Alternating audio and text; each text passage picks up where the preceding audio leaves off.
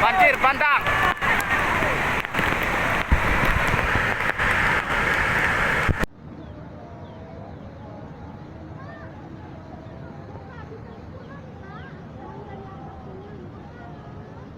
Rumah Supri habis juga nampaknya tu.